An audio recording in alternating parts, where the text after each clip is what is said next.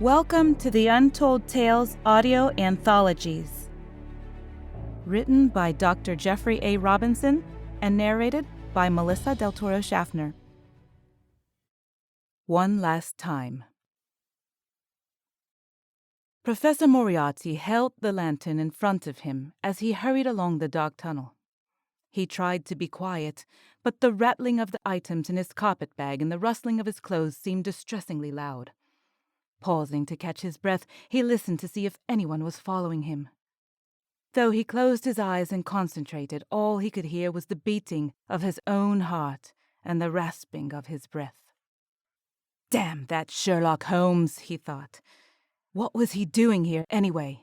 If he'd discovered the information I planted back at the museum, he should be more than a day west of London by now. Moriarty adjusted the heavy satchel and started down the tunnel once again. Piles of broken stone and debris slowed his progress. The tunnel wound down and he almost slipped several times on the slippery slope of the uneven floor. Holmes knows me too well, he decided. We've crossed paths too many times and he's learned to anticipate me. The information I left for him must have been too obvious, and he's recognized it as a false clue. He stumbled and bumped the wall. The priceless Shanshadar stones inside his bags rang like tiny chimes. Moriarty smiled to himself. I suppose we both know each other too well. There was no reason to suspect Holmes would discover my smuggling operations here, in the abandoned coastal mines above Lowestoft. This far north of London, I should have been safe. Still, I had this escape route prepared. With luck, it will be an hour or more before he discovers it, and he tries to follow me. Professor Moriarty slowed down as he sensed the widening of the tunnel ahead. Stopping, he raised his lantern and peered ahead into the darkness. Before him, the tunnel abruptly ended, and the ground in front of him fell away, opening to a large chasm more than 45 feet across. Leaning forward, he held the lantern high, but the flame of the light was too dim to illuminate the depths that stretched more than 100 feet below. Listening closely, he could barely hear the distant sound of rushing water at the bottom of the dark abyss. Years ago, when the mine was still in operation, this section of the tunnel had collapsed to reveal an underground river that rushed to the sea. This side branch was unused long before the mine had ceased its operations. It didn't even appear on any of the old company charts. He set his lantern down and reached up to find the rope and pulley he had installed. As he pulled on the rope, the pulley creaked noisily. Though it took considerable effort, the heavy metal cart that hung from the rope slowly worked its way toward him. In moments, Moriarty had loaded his bag into the basket and carefully climbed aboard. The rope sagged threateningly, and he found himself concentrating with all his might to ignore the emptiness that opened beneath him. Methodically pulling on the rope, he slowly worked his way across the chasm. Once on the other side, he held on to the rope and tossed his bag onto the nearby ledge. Then he unceremoniously tumbled out of the cart and lay on the ground, gasping. His heart pounded loudly in his chest, and he thought to himself, "There, that might not stop Holmes, but it will surely slow him down. As a matter of fact, with that fool Watson in tow, this may stop him from following me altogether." Reaching down to pick up his carpet bag, he paused and glanced back across the chasm at the dark tunnel on the other side. Smiling, he decided that this was the ideal opportunity to deal with that meddling fool Holmes once and for all. Pulling out a pocket watch from his vest pocket, he opened it and read the time. It was 10 minutes to 4. He still had plenty of time to make his getaway. Indeed, there was plenty of time to tarry here a while and wait a while. Moriarty closed the cover of the lantern, darkening it, and set it out of sight around the bend of the tunnel. Then he pulled on the rope to return the cart back to the other side where Holmes would find it. When he was done, he took a comfortable seat on the ground and waited for his nemesis. Sitting in the dark, he revised his plans. Most of the valuables that he'd stolen from London's museums over the past several months were all crated up back at the main tunnels, awaiting transfer to the prospective buyers on the continent. All he'd managed to get away with were a few religious relics from the India exhibit. Opening his bag, he pulled out one of the Shanshadar stones. Of the assortment of minor treasures he carried, these were the most precious. There were only 3 known to exist, and he had 2 of them. They would fetch a handsome price, and would be more than sufficient for him to rebuild his operations somewhere else. As he looked at the stone, he was surprised to see it glowed with a strange preternatural blue light. He hadn't noticed the glow before. Musing, he reflected on the legend of the stones.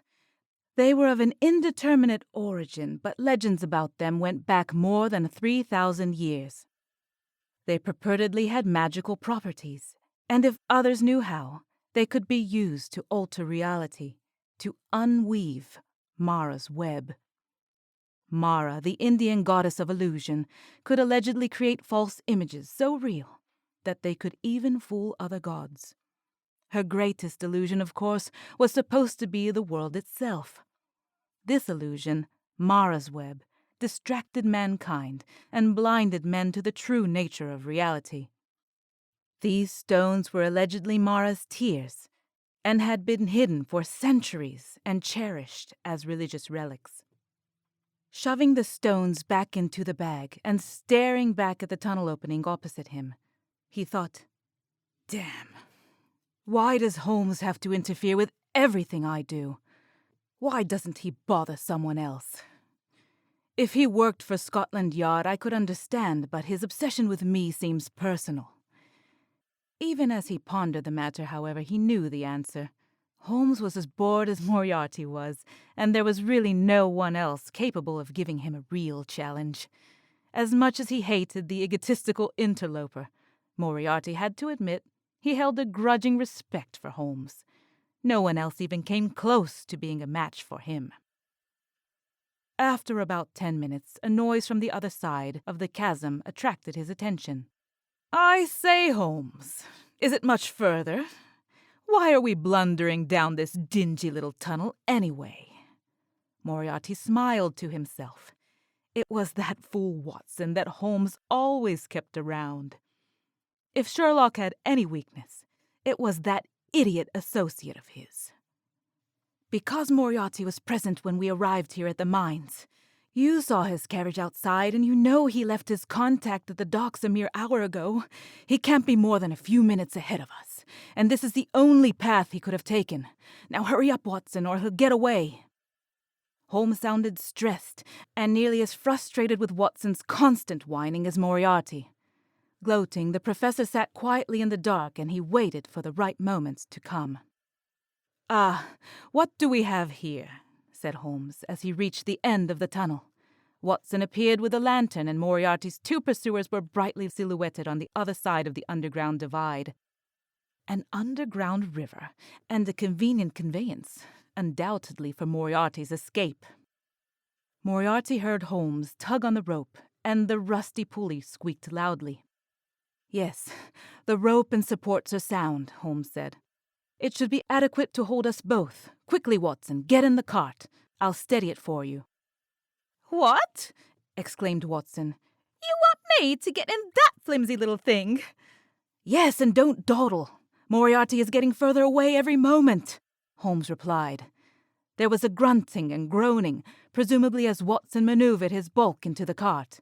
Moriarty waited, but he heard a pause as Holmes hesitated. "You can't get away, Moriarty," Holmes shouted across the chasm. "I know you're there, waiting and listening in the dark. I've already notified Inspector Lestrade at Scotland Yard. He should be arriving momentarily. I even left a note at your headquarters behind us informing him about this little bolt hole of yours and advising him to get his men positioned at the base of the cliffs, where this tunnel undoubtedly exits. You can't escape, and you're only delaying the inevitable. Why don't you admit defeat and give up now?" Bile rose in Moriarty's throat. How dare Holmes presume to know he was still here? There was absolutely no way he should suspect he would interrupt his own escape to loiter here in the dark. With considerable effort, Moriarty restrained himself and remained silent. After perhaps a full minute, Watson spoke. "Is Moriarty really over there, Holmes? How can you tell whether or not he's sitting there in the dark waiting for us to follow in this death trap?" "He's not there, Watson, I assure you. I know Professor Moriarty far better than you think. If he were waiting there, there's no way he could have resisted responding to my challenge and my insult. His ego is too great to permit that type of affront. I was just taking the precaution in case he was desperate enough to wait for us to follow him." "You mean it's safe to cross over, then?" asked Watson. "Most assuredly," answered Holmes. A few seconds later, Holmes joined Watson in the cart, and together they started to pull themselves across the cavern. Moriarty was fuming. He was so mad that for a second time he almost shouted at Holmes. Waiting silently until the cart was halfway across the abyss, Moriarty stood quickly and grasped the rope, abruptly stopping the cart's forward movement. "So, my ego is too great to withstand your insults, is it, Holmes? You think I haven't the discipline or self-control to wait for you to make a fatal mistake?" he said. Holmes did not respond, but Watson cried, "Oh my God, what do we do now, Holmes?" Reaching with his other hand, Moriarty pulled a folding knife from his pocket. Then he set the knife to the thick rope, which held up the metal cart and its two occupants, and started sawing at it. Even as he sawed at the rope, he heard Holmes start to scramble out of the cart and attempt to climb up the rope. Too late, he thought. The rope separated and the cart tumbled into the darkness. Watson dropped the lantern and flailed wildly. Moriarty watched the two men fall helplessly into the depths below. Watson screamed like a child all the way down. Holmes never made a sound. There was a loud crash and the sound of metal breaking on rock. The light of the lantern sputtered out, but not before he verified the broken bodies of Holmes and Watson on the distant, jagged rocks. Then there was only darkness and the sound of the rushing water once more. Moriarty stood quietly and reflected on his victory.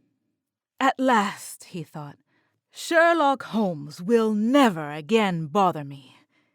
After a few moments, the excitement of dispatching his arch-nemesis faded, and the sweet taste of victory turned sour in his mouth. It's sad, he thought. No one else ever challenged me. No one else understood what I was doing, even when I was doing it right under their noses. Opening his bag, he examined his precious religious relics. The excitement of selling them now seemed diminished. Without the thrill of the chase, without Holmes nipping at his heels, it wasn't going to be nearly as enjoyable. As he mused, he realized he was even going to miss Dr. Watson. Indeed, confounding Watson was the most fun of all. Watson typified the irritated ignorance of society's elite, the fools who were waiting to be fleeced. But who were so stupid that someone like Holmes had to explain everything to them? Damn, he thought once more. What have I done? Standing somberly, he looked down into the abyss. Reaching into his bag, he grasped one of the dim glowing stones and held it out in front of him. Its faint light flicked, as if it held a tiny candle flame trapped in the crystal. Its feeble light now seemed as cold and joyless as his victory. In defeating Holmes, he denied himself the enjoyment of endless future victories. With Holmes dead, there was no one left to appreciate how truly brilliant he was. From now on, there would be no one to explain his genius to the dullards of Scotland Yard. His successes and his fame would now disappear in obscurity. Squeezing the Shanshadar stone in his hands in fury and frustration that slowly grew within him, he regretted exacting his final vengeance. In a fit of rage, He threw the stone to the ground and it shattered into 1,000 pieces. There was a brilliant blast of blue light, and he saw tendrils of snakes of energy weaving and twisting before him. Like living lightning, the blue strands expanded and grew. Everything they touched turned to brilliant blue and then disappeared. Entire sections of the cavern walls vanished, as if consumed. One undulating ribbon of light reached for him, and he backed involuntarily to the tunnel wall. It drove itself into his chest, and the world disappeared in a blinding flash. Moriarty found himself sitting on the ground in the dark. Glancing down, he found himself holding an open bag and staring at the single glowing Shanshadar stone inside. He looked at his watch. It was 10 minutes to 4. But that's impossible, he thought. Glancing up, he noted the rope and the metal cart in place just the way it had been minutes before. Checking his watch again, he wondered if he could be hallucinating. Am I imagining that everything is as it was 10 minutes ago? Or did I fall asleep and only dream of killing Holmes and Watson? Before he could consider the situation further, there was a sound from the other side of the chasm. I say, Holmes, is it much further? Why are we blundering down this dingy little tunnel anyway? It's Watson, he thought.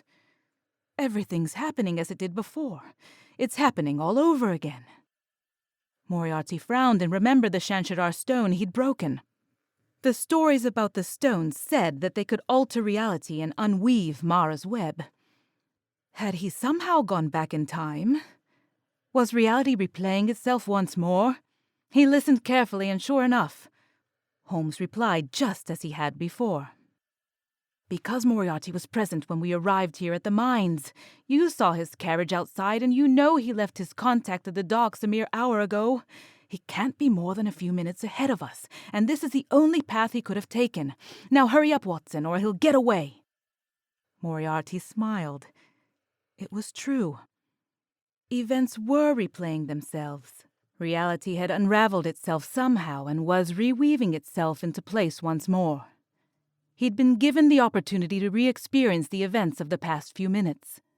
He knew what was going to happen and what he'd already done. Did he have the power to play the scene differently? "Ah, what do we have here?" said Holmes. Watson approached with his lantern, and Moriarty saw the two of them brightly silhouetted on their side of the deep underground ravine. An underground river, and a convenient conveyance undoubtedly for Moriarty's escape. As before, Holmes tugged on the rope, and the rusty pulley squeaked loudly. Yes, the rope and supports are sound. It should be adequate to hold both our weights. Quickly, Watson, get in the cart. I'll steady it for you. "What?" cried Watson. "You want me to get in that flimsy little thing?" "Yes, and don't dawdle. Moriarty is probably getting further away every moment," Holmes replied. Watson clambered into the cart, and Holmes waited for a moment. "You can't get away, Moriarty," Holmes shouted before climbing into the basket. "I know you're there, waiting and listening in the dark. I've already notified Inspector Lestrade of Scotland Yard. He should be arriving momentarily. I even left a note at your headquarters behind us, informing him about this little bolt hole of yours, and advising him to get his men positioned at the base of the cliffs where this side tunnel undoubtedly exits. You can't escape, and you're only delaying the inevitable. Why don't you admit defeat and give up now?" Moriarty smiled. It would be so simple to kill Holmes and Watson again. But that would be no fun. He cried out across the gulf. "You're a fool, Holmes! I could have easily waited here in silence until you and your incompetent colleague were suspended midway over this abyss. Instead, I will give you a gift. I give you your lives." Laughing maniacally, he used his knife to cut the rope holding the metal basket.